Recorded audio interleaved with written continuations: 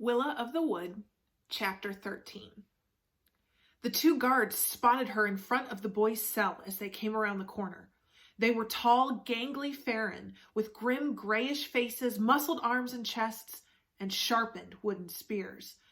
"What are you doing down here?" one shouted at Willa. "Stop there!" To disobey the commands of one of the Padaran's guards was a great offense against the clan. But she was a rabbit under the claws of a swooping hawk.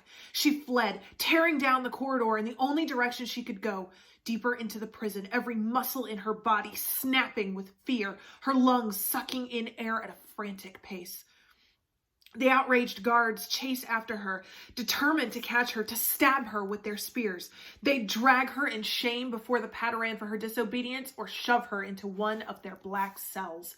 As she whipped around a corner, she heard the footfalls of the guards behind her, felt the vibration of their pounding, running steps on the woven stick floor.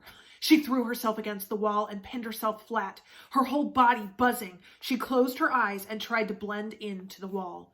"Stay still," she told herself as she forced her heart to slow and steady beat. "Just stay still. I am the wall. I am the wall," she repeated in her mind and prayed that it would be enough. As she quieted her heart and held her breath, the guards ran past her, one brushing by her so close that she felt the movement of the air on her cheek.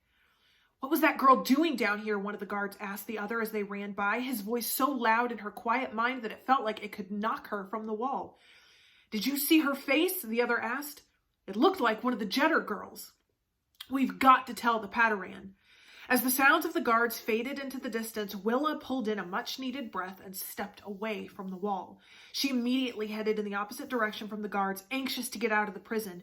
But as she made her way up the corridor, she passed many cell doors and caught glimpses of faces in the woven stick walls. They were strange white faces with blue eyes and brown eyes looking out at her as she passed, their spidery white fingers clinging to the sticks that bound them. Many more dayfolk boys and girls had been trapped in tiny, dark prison holes. The faces were dirty with filth and gaunt with hunger.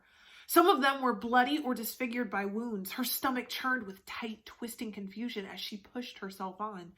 She ran back up the tunnel in the direction she had come, desperate to get out of the prison and find her way up to the areas where she and the other members of the clan were allowed to be. She should never have entered the forbidden parts of the lair.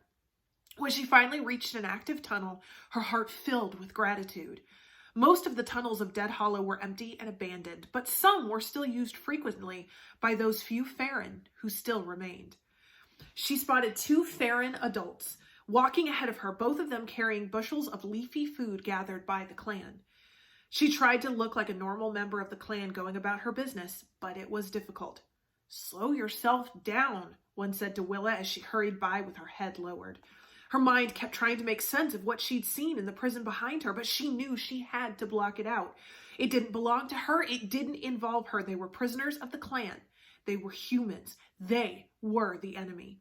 Whatever was happening down there must be something the Padaran wanted to be happening. She wasn't even supposed to be down there, and she vowed she'd never go into that horrible place again. As she hurried through the tunnels of the lair with other Farren passing her this way and that, she kept to herself, and she did not stop. She longed to get home to her den, to her mama, just to see her, to fall into her gentle arms and her soothing words, to come back to the one person in the world who truly loved her. But she knew that wouldn't be the end of it. A heaviness loomed in her chest, a dark sense of foreboding like she'd never felt before. She'd done too much this time. She hadn't meant to, but she'd seen too much. She'd been so disobedient in so many ways against the laws of their clan and the will of the Padaran that she had no idea what was going to happen to her, except that it was going to be bad.